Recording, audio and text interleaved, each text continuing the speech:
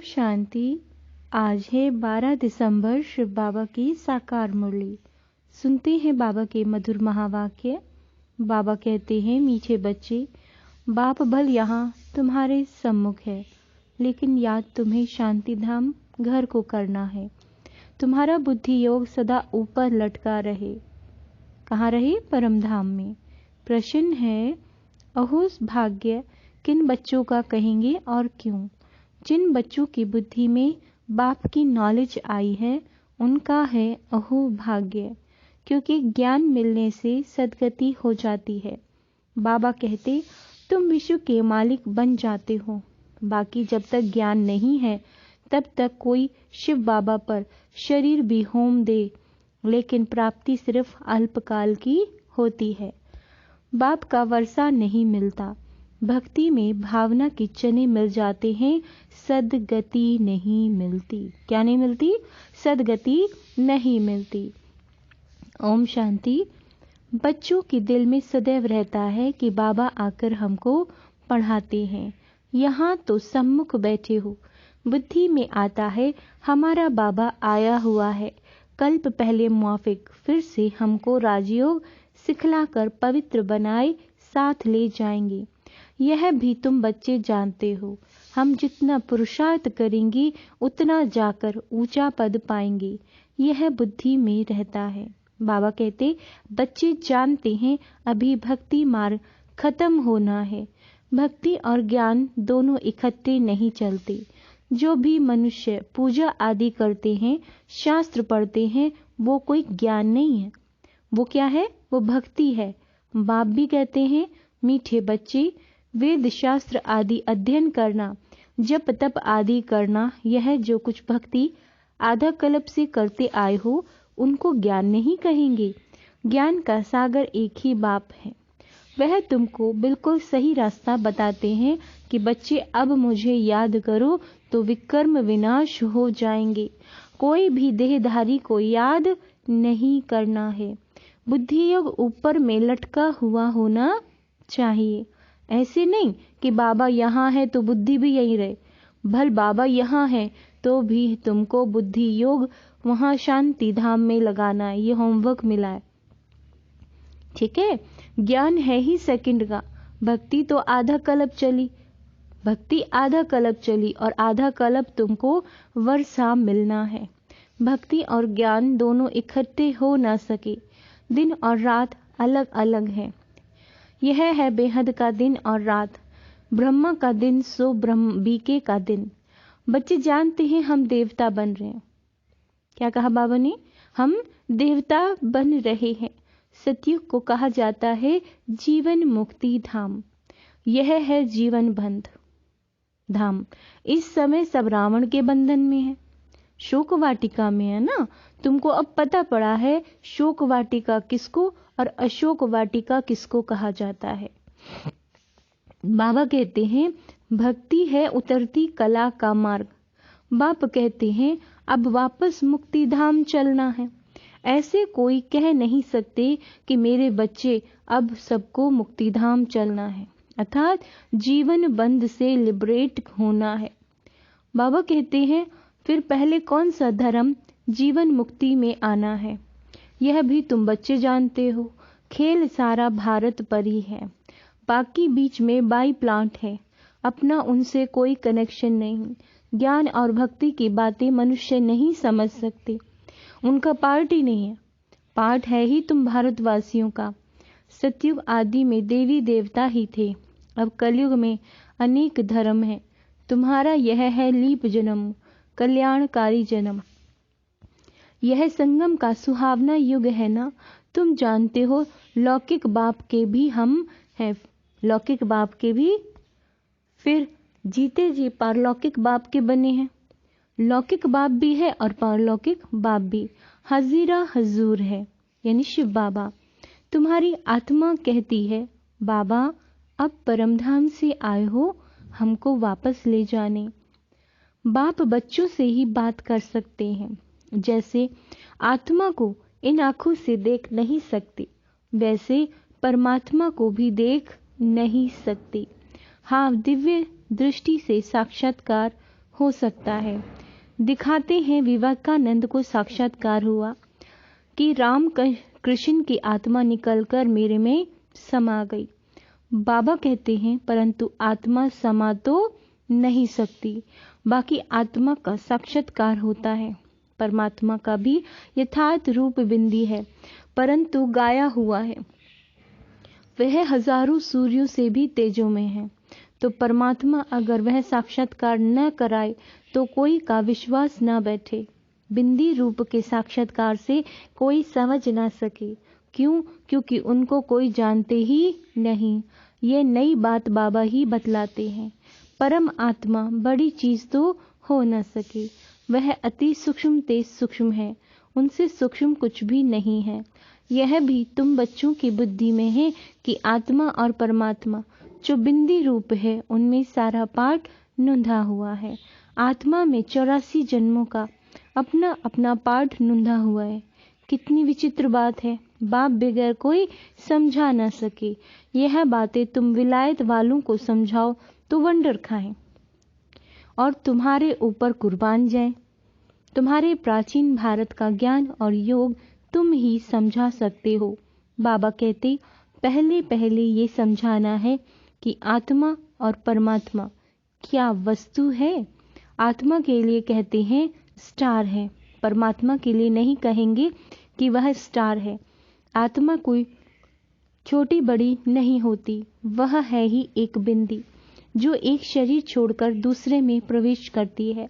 तुम बच्चे समझते हो आत्मा में जो कुछ चलता है वो नूंद है, चक्र फिरता रहता है। यह सब बुद्धि में प्रैक्टिकल आना चाहिए। दुनिया तो इन बातों को जानती नहीं है। बाबा कहते हैं सबसे तीखी दौड़ आत्मा की है। एक सेकंड में कहां से कहां चली जाती है। सेकंड में जीवन मुक्ति मिलती है, सेकंड में आत्मा भी वहां पहुंच जाती है। आत्मा कहती है मेरे से तीखा और कुछ भी नहीं है, मेरे से छोटा और कोई है नहीं। छोटी सी आत्मा में सारी नॉलेज है। इसको कहा जाता है गॉड इज नॉलेजफुल। आगे कहते थे भगवान सब कुछ जानते हैं। इसका मतलब ये नहीं है कि एक एक के दिल को बैठ जानते हैं। यह तो ड्रामा में सब नूंद है। बाप समझाते हैं मैं इस झाड़ का बीज रूप हूँ। झाड़ का बीज अगर चैतन्य हो तो समझाएं कि मैं कैसे धरनी पर रहता हूँ। गाया भी हुआ है ब्रह्मा द्वारा मनुष्य सृष्टि रचते हैं। बीज तो है ना। तुम आत्मा यहाँ शरीर धारण कर पाठ बजाती हो।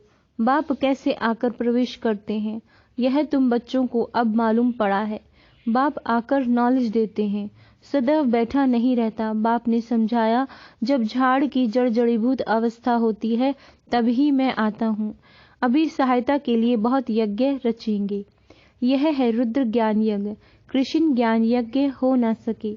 श्री कृष्ण तो देवता थे, वह द्वापर में आ न सके। देवता फिर क्षत्रिय वैश्य शूद्र बनते हैं। श्री कृष्ण देवता द्वापर में कैसे आ सकता है? बाबा क्वेश्चन कर रहे हैं। रावण राज्य में देवता पैर नहीं रखते। तुम बच्चे जानते हो आत्मा अविनाशी है। आत्मा में ही संस्कार होते हैं। शरीर तो खत्म हो जाता है, आत्मा में ही अच्छे और बुरे संस्कार होते हैं। अब वह समझते हैं, अब तुम समझते हो जो भी मनुष्य मात्र हैं वह ड्रामा प्लान अनुसार चल रहे हैं। आगे यह नहीं समझते थे कि सृष्टि किस आधार पर चलती है। ईश्वर के आधार पर तो है नहीं, यह तो बना बनाया खेल है, फिर फिरता रहता है। ऐसे नहीं, ईश्वर के आधार पर खड़ा है। जैसे तुम्हारा पार्ट है वैसे परमात्मा का भी पार्ट है। बाबा कहते हैं साक्षात्कार भी मैं कराता हूँ। भक्ति मार्ग में हर एक की मनोकामना अल्पकाल के लिए पूरी होती है। दान पुण्य आदि जो कुछ करते हैं उसका अल्पकाल के लिए सुख मिलता है। थोड़ा सा सुख मिला, फिर ऐसे कर्म करते हैं जो उनको भोगना पड़ता है। कहते हैं भावी के भुगरे भी अच्छे यानी चने। भक्ति मार्ग में मेहनत करते हैं। बाबा कहते हैं मिलता क्या है? चने मिलते हैं। शिव बाबा पर भर शरीर भी होम कर देते हैं तो भी मिलते हैं भुगरे। वर्षा तो मिल न सके। काशी कलवट खाते समय विकर्म भल नाश हो जाते हैं, लेकिन जैसे आत्मा फिर से जन्म लेगी, फिर से विकर्म करने शुरू कर देती है, तो फिर शुरू हो जाएंगे। तो बाबा कहते हैं भावना के भुगरे हुए ना, ज्ञान मार्ग में तुमको देखो कितना मिलता है, एकदम तुम विश्व के मालिक बन जाते हो। ये कोई की भी बुद्धि में अगर नॉलेज आ जाए तो अहो सौभाग्य है। ज्ञान से सद्गति होती है, इसको नॉलेज कहा जाता है। ये बाबा के सिवाय कोई दे ना सके। शास्त्र कितने ढेर पढ़ते हैं, बहुत होशियार हो जाते हैं, फिर वे संस्कार ले जाते हैं। अच्छा, उनको मिलता क्या है? बाबा फिर बोले भुगरे, और तो कुछ नहीं, चने मिलते हैं, नीचे गिरते ही आते हैं। समझो कोई राजा के घर में जन्म होता है किसी का, तो बाबा कहते हैं खुशी मनाते हैं, बलवे राजकुमार हैं, परंतु तुम क्या कहेंगे? उनको चने मिले। कहाँ हमको बाप विश्व का मालिक बनाए बादशाही देते हैं, और कहाँ वह चने। और बाबा कहते हैं कोई बहुत दान करते हैं, भल जाकर राजा के पास जन्म लिया तो भी तुम्हारी पेट में भुगरे हैं, चने हैं। तो अब राजाई पद का पुरुषार्थ करना चाहिए। लौकिक बाप भी बच्चों को देख बहुत खुश होते हैं। यह है बेहद का माँ बाप, जिससे 21 जन्मों का हमें क्या मिलता है? सुख मिलता है। आजकल देखो बाबा कहते दुनिया में दुख बढ़ता ही जा रहा है। अभी दुख धाम की अंत है, अंडरलाइन। अभी क्या है? दुख धाम की अंत है। पारलौकिक बाप से बच्चों को क्या मिलता है और लौकिक से क्या मिलता है? फर्क कितना है। यहाँ कर्म अनुसार कोई गरीब बनता है, कोई कैसे बनते हैं। वहाँ गरीब भी सुखी रहते हैं। नाम ही है सुख धाम और ये है दुख धाम। बाबा कहते हैं, सन्यासी लोग कहते हैं हमने घर बार छोड़ा, पवित्र बने, भारत को पवित्र रखने के लिए। गवर्नमेंट भी उनका मान रखती है, परंतु दुख धाम को सुख धाम बनाना ये बाप का ही काम है। सर्व को शांति धाम सुख धाम ले जाना है, क्योंकि यह तो सारी दुनिया का प्रश्न है। भारत जब श्रेष्ठाचारी था तब देवताएं थे। बाबा निबंध देते हैं, युक्ति से लिखना चाहिए। देवताएं 84 जन्मों का चक्र लगा कर आए हैं, फिर मनुष्य से देवता बनते हैं। मनुष्य से देवता बाप ही बनाएंगे और कोई की ताकत नहीं है। सन्यासियों से भारत को कुछ फायदा नहीं, पवित्र रहते हैं। आगे तो रचता और रचना के लिए कहते थे बेअंत है, हम नहीं जानते। अभी तो कह देते हैं हम भगवान हैं। तत्व को याद करने से विकर्म विनाश नहीं होंगे। बाप के महावाक्य मामी कम याद करो तो तुम्हारे विकर्म विनाश होंगे। पतित पावन मैं हूँ, सारी दुनिया को आकर पावन बनाता हूँ। बाबा कहते हैं सारे भंभोर को, भंभोर कह रहे हैं बाबा दुनिया को, सारी दुनिया को आग लगनी है। सारी दुनिया अज्ञान निद्रा में सोई हुई है। ड्रामा प्लान अनुसार सारी दुनिया नास्तिक है। बाप कहते हैं मैं आकर सबको आस्तिक बनाता हूँ। अभी जो बिल्कुल तमो प्रधान बने हैं वो अपने को भगवान कह देते हैं। कौन कहते हैं अपने को भगवान? जो बिल्कुल तमो प्रधान हो चुके हैं। तुम तो इस सृष्टि चक्र के राज को जानने से चक्रवर्ती राजा बनते हो, महावीर बनते हो। बाबा कहते हैं तुमको तो प्रारब्ध में माल मिलते हैं, उनको क्या मिलता है? चने। तुम माया पर जीत पाते हो, स्वह दर्शन चक्र तुम ब्राह्मणों को है। विष्णु के मंदिर को नर से नारायण कहते हैं। वास्तव में लक्ष्मी नारायण को तो 2-2 भुजाएं चाहिए, परंतु उनको भी 4 भुजाएं दे देते हैं। लक्ष्मी नारायण तो अलग ठहरे। अगर वो 4 भुजाओं वाले हैं तो बाबा कहते हैं उनकी संतान भी तो 4 भुजाओं वाली होगी। ऐसे तो है ही नहीं। देखो बाबा कितनी अच्छी तरह से समझाते हैं। अब हुए तुम समझदार, मास्टर नॉलेजफुल बन गए हो। पतितों को पावन बनाना है। क्या का होमवर्क दिया बाबा ने? पतितों को पावन बनाना है।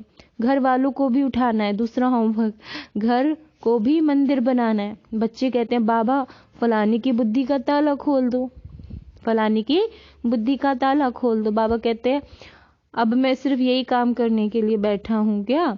तुम तो ब्राह्मणिया हो, भू भू कर तुमको करनी है, ब्राह्मणों को सर्विस करनी है, पद भी तो तुमको ही पाना है।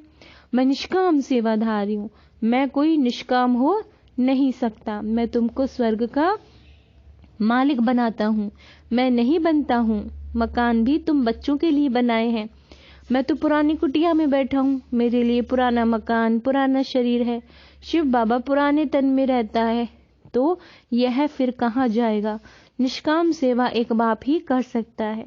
तुम जानते हो बाबा से हम विश्व के मालिक पने का वर्षा लेते हैं तो खुशी से झोली भरनी चाहिए। देखो ज्ञान कितना ऊंचा है। भक्ति में तो क्या क्या दान पुण्य जप तप आदि करना पड़ता है। सदगति दाता तो एक ही बाप है। बाप ने आकर ज्ञान घृत डाला है। क्या डाला है? ज्ञान घृत। सतयुग में सबकी ज्योति जगी रहती है, परंतु वहां का पर ज्ञान नहीं रहता कि हम तमो प्रधान से सतो प्रधान बने हैं। वह है प्रारब्ध। नए सिर चक्र शुरू होता है। यह अनादि है। सूर्य निकलता है फिर जाता है। यह धरती का फेरा है। यह धरती का फेरा है, ऐसे नहीं कि ईश्वर फेरता है। अच्छा, मीठे मीठे सिकिलदे बच्चों प्रति माता पिता बाप दादा का याद प्यार। Good morning. रूहानी बाप की रूहानी बच्चों को नमस्ते। हम रूहानी बच्चों की रूहानी बाप दादा को याद प्यार। गुड मॉर्निंग, नमस्ते मीठे बाबा, शुक्रिया बाबा, शुक्रिया। धारणा के लिए मुख्य सार। घर घर को मंदिर बनाना है। घर वालों की भी सेवा करनी है। ऊंचे ज्ञान का सिमरन कर खुशी से झोली भरनी है। किसी भी देहधारी को याद नहीं करना। अपना बुद्धि योग ऊपर लटकाना है। सुहावने संगम पर जीते जी पारलौकिक बाप का बनना है। ठीक है। वरदान, यथार्थ सेवा द्वारा सेवा का प्रत्यक्ष फल खाने वाले मन बुद्धि से सदा तंदुरुस्त भव। यदि सेवा योग युक्त और यथार्थ है तो सेवा का फल खुशी, अतीन्द्रिय सुख, डबल लाइट की अनुभूति अथवा बाप के कोई न कोई गुणों की अनुभूति प्रत्यक्ष फल के रूप में जरूर होती है। जो प्रत्यक्ष फल खाते हैं वह मन बुद्धि से सदा तंदुरुस्त रहते हैं। अगर कमजोर रहते हैं तो समझो ताजा प्रत्यक्ष फल नहीं खाते। प्रत्यक्ष फल सदा हेल्दी बनाता है। इसलिए आपका स्लोगन है एवर हेल्दी, एवर वेल्दी और एवर हैप्पी। स्लोगन है अपने हर कर्म द्वारा ब्रह्मा बाप के कर्म को प्रत्यक्ष करने वाले। अपने हर कर्म के द्वारा ब्रह्मा बाप के कर्म को प्रत्यक्ष करने वाले ही कर्म योगी हैं। अच्छा, ओम शांति।